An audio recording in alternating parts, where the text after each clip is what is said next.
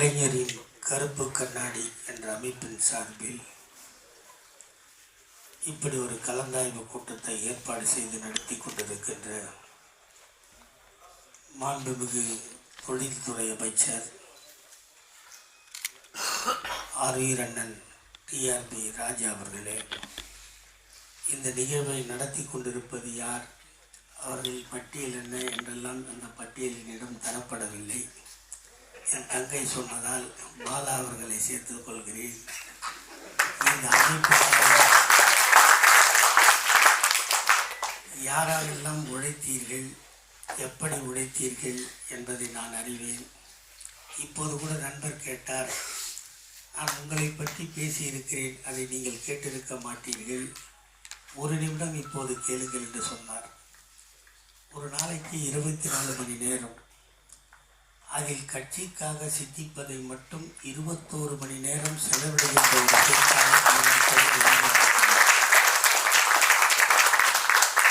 என் குடும்பம் மிக ஏழ்மையான குடும்பம். என் தந்தை ஒரு தெருக்கூத்து கலைஞர். தகர வியாபாரம் செய்து 14 பேர் கொண்ட குடும்பத்தை கட்டி எழுப்ப எவ்வளவு கஷ்டப்பட்டிருப்பார் என்பதை நீங்கள் அறிவீர்கள். அதில் நானும் பங்கெடுத்துக் கொள்வதற்காக பகலில் படித்து இரவில் உழைத்து என் அங்கங்களை தானமாக கொடுத்தேனே தவிர எவனிடமும் பிச்சை எடுக்கவில்லை.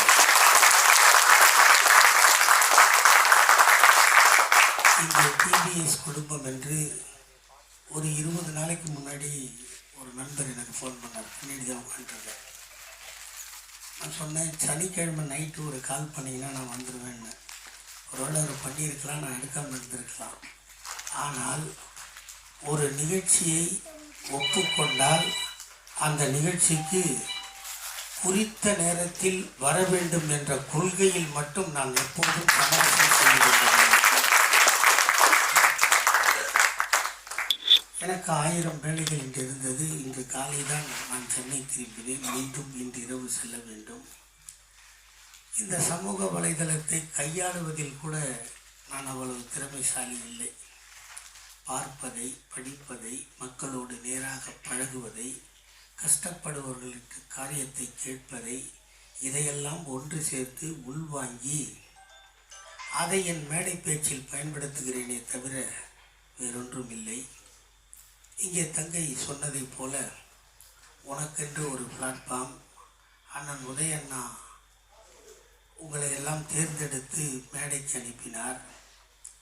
1967 முதலில் ஒலிபெருக்கி சரி செய்கின்ற நபரிடம் இருந்த அந்த ஒலிபெருக்கியை எடுத்து அவங்கெல்லாம் மைக் டெஸ்டிங் 1 2 1 2 எல்லா ஸ்பீக்கரையும் போய் பார்த்துட்டு வருவான். ஒருத்தர் அவன் எப்போ கேப் கிடைச்சி அந்த மைக்கை கீழே வைக்கிறானோ அந்த டைம் எடுத்து நான் பேசிடுவேன். 7 வயசில்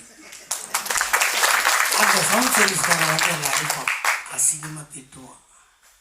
மண்டையெல்லாம் அவன் கொட்டுன வலி இருக்குல்ல, அந்த காயங்கள் மொட்டை அடித்தா இன்றைக்கி இருக்கும். அவ்வளவு கொட்டு வாங்குவேன்.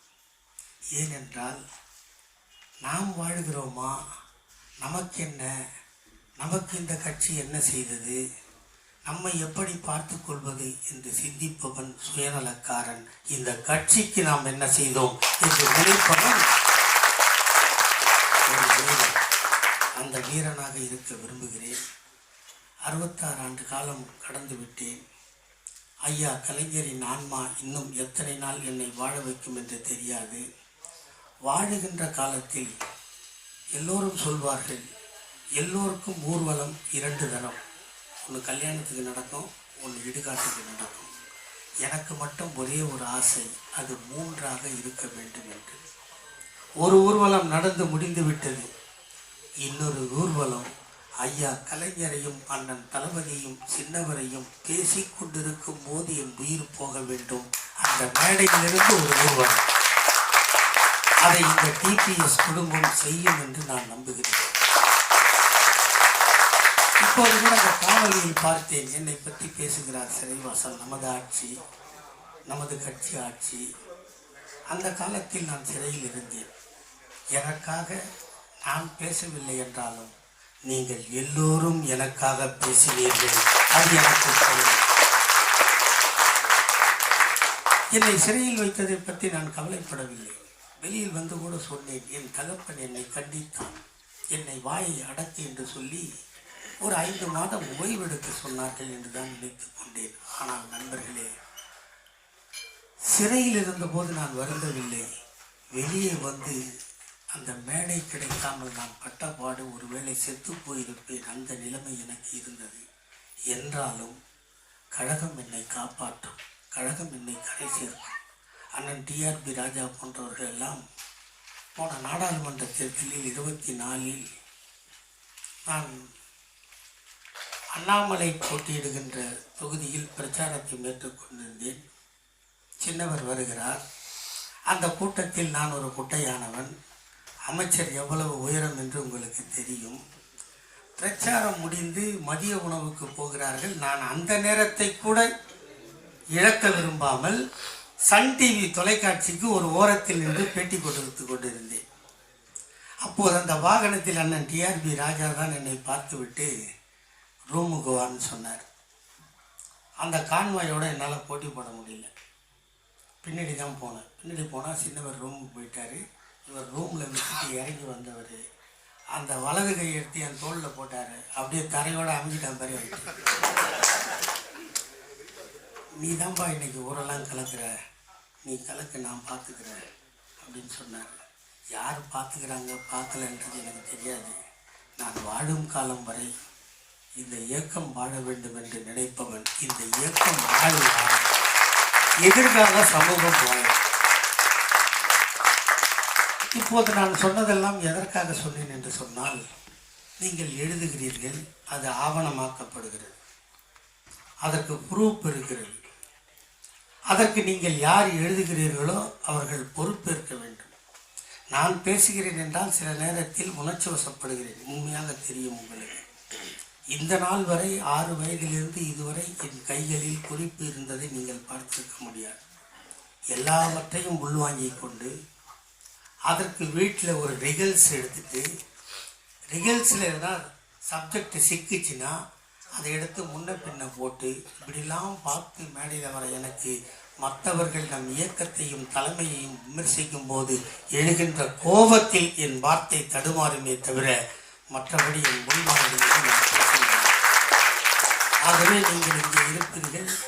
என் தங்கை சொன்னால் இந்த மேடையில் குறைந்த வயது பெண்மணியாக நான் இருப்பேன் என்று. இல்லை, இளைஞர்களும் இருக்கிறார்கள். ஆகவே நீங்கள் எழுதுகின்ற போது இது என்ன தாக்கத்தை ஏற்படுத்தும், அதனால் தலைவருக்கோ தலைமைக்கோ சிக்கல் உண்டாகும் என்று உங்கள் உள்மனது சொன்னால் தயவு செய்து அதை தவிர்த்து விடுங்கள். இப்போது என்ன பொறி கிடைக்கும், திமுகவின் மீது பழியை சுமத்த என்ன கிடைக்கும் என்று அலைந்து கொண்டிருக்கிறார்கள். நேற்றைக்கு முன்தினம் கூட நான் ஒரு பொதுக்கூட்டத்தில் பேசினேன். ஒரு புதியவர் நோன்பு கஞ்சி திறந்ததற்கு எப்படி போனீர்கள், உங்கள் கரங்களை பற்றி, ஆயுதமில்லை கரங்களை பற்றி முஸ்லிம் மக்களை காப்பேன் என்று கண்ணீரை துடைத்த கலைஞர் அல்லவா? குடியுரிமை திருத்தச் சட்டம் வந்தபோது நீங்கள் வீதியில் போராடிய போது உங்களோடு தோளோடு தோள் நின்று அந்த போராட்ட களத்தில் திமுக தானே நின்றது. எவன் நின்றான்? அந்த நோன்பு கஞ்சிக்கு நீங்கள் போகலாமா என்று தான் கேட்டேன். இன்று தொலைக்காட்சியை பார்த்து கொண்டிருப்பீர்கள். எல்லாரும் போராட்டம், என் படத்தை செருப்பால் அடிக்கிறது, என்னை கைது செய்ய வேண்டும் என்று அரசுக்கு கோரிக்கை விடுப்பது என்ன நியாயம்? நான் கேட்டதில் என்ன தப்பு? யாரை நான் குறை சொன்னேன்?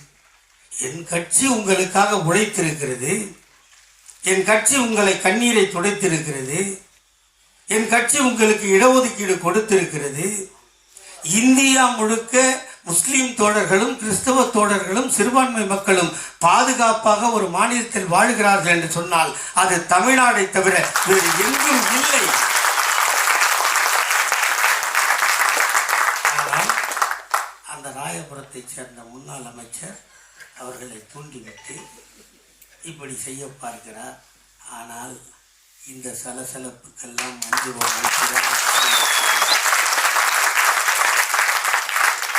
என்னை கைது செய்து 5 மாதம் சிறையில் இருந்தேன். என்றாவது ஒரு நாள் எனக்கு சுகர் இருக்கிறது, பிரஷர் இருக்கிறது, நான் கஷ்டப்படுகிறேன் என்று மனம் போட்டு வந்தேனா? இல்லையே.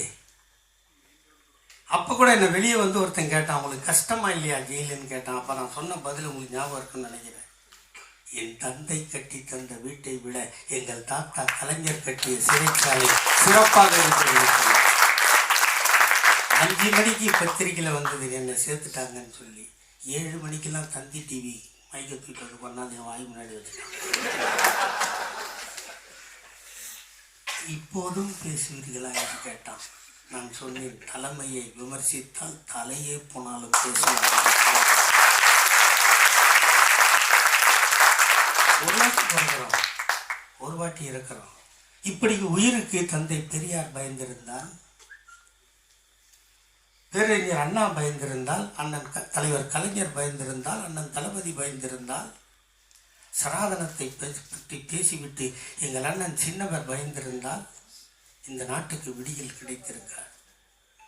ஆகவே இங்கே கலந்து கொள்வதில் நான் பெருமையாக நினைக்கிறேன். உங்களோடு பேசுவதில் பெருமையாக நினைக்கிறேன். எதிர்காலத்தில் இந்த கழகத்தை எவனாலும் வெல்ல முடியாது என்பதற்கு நீங்கள் சாட்சியாக இருக்கிறீர்கள். எழுதுங்கள், நன்றாக எழுதுங்கள். அதை மக்களுக்கு போய் சேர்வதை கவனியுங்கள். எவ்வளவு பேர் பார்க்கிறான், எவ்வளவு பேர் விமர்சிக்கிறான் என்பதை பற்றி பார்க்காதீர்கள். எவ்வளவு விமர்சனம் வருகிறதோ ஒருவன் எழுத்துக்கு அவ்வளவும் சங்கிகள் பயப்படுகிறார்கள். இவ்வளவு விமர்சனம் வருகிறதே என்று கலங்கி விடாதீர்கள். கட்சி எந்த சூழ்நிலை நம்மை கண்டிக்குமே தவிர கைவிட்டு விடாதீர்கள். இங்கே அண்ணன் சத்யபாபுவை பற்றி அண்ணன் சொன்னார். அன்று அவர் இறந்து போகாமல் இருந்திருந்தால் இன்று தலைவர் தளபதி உயிரோடு இருந்திருக்க மாட்டார். அந்த தியாகத்துக்கு சொந்தமான பெயரை இன்று நாடு முழுக்க வைத்திருக்கிறோம்.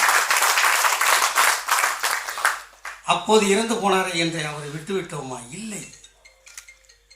இந்த இயக்கத்திற்காக விதை போட்டவர்களுக்குத்தான் கலைஞர் கருவூலத்தில் போய் பார்த்தீர்கள் என்று சொன்னால் திமுகவை வளர்த்தவர்கள் பட்டியலில் அண்ணன் சத்யபாபு இருக்கிறார்.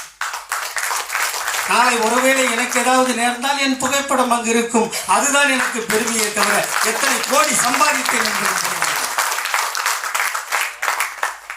2026 மிகப்பெரிய சவால்களை சந்திப்போம். அதை மட்டும் நெஞ்சில் எழுதி வைத்துக் கொள்ளும். எந்த விதத்திலாவது நம்மை வீழ்த்த வேண்டும் என்று கங்கணம் கட்டுவார்கள். அதற்கு எந்த நிலைக்கும் செல்வார்கள்.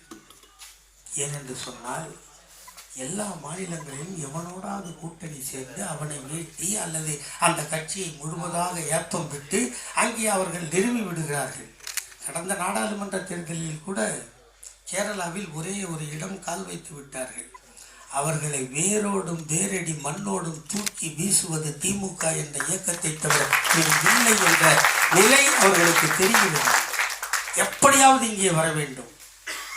அதற்காக பெரிய விலையை கொடுப்பதற்கு தயாராக இருப்பார்கள்.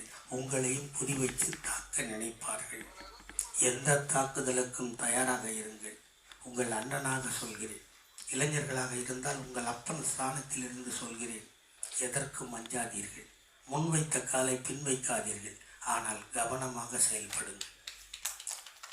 அண்ணன் தளபதி அவர்கள் 2வது முறையாக ஆட்சிக்கு வந்தால் மட்டும்தான் திமுக 2வது முறையாக ஆட்சிக்கு வந்த வரலாறு இல்லை என்ற வரலாற்றை இந்த தருணத்தை விட்டால் எப்போதும் எழுத முடியாது.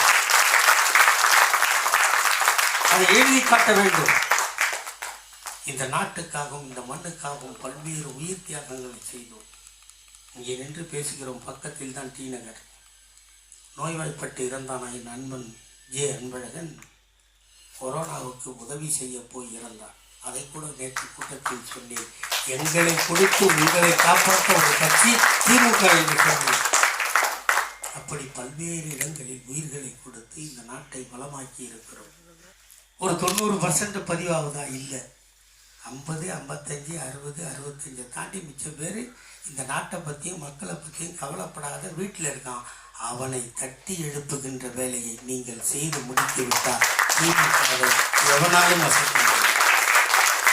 நமக்கு என்ன இருக்கிறான்? நீங்கள் எழுதுவதை அவன் படித்தால் ஓரளவுக்கு சுரணை வந்தால் சூடு வந்தால் அவன் வெளியில் வந்து நமக்கு வாக்களித்து விட்டால் நம்மை வீழ்த்த முடியாது. அந்த நிலையை எட்டுங்கள்.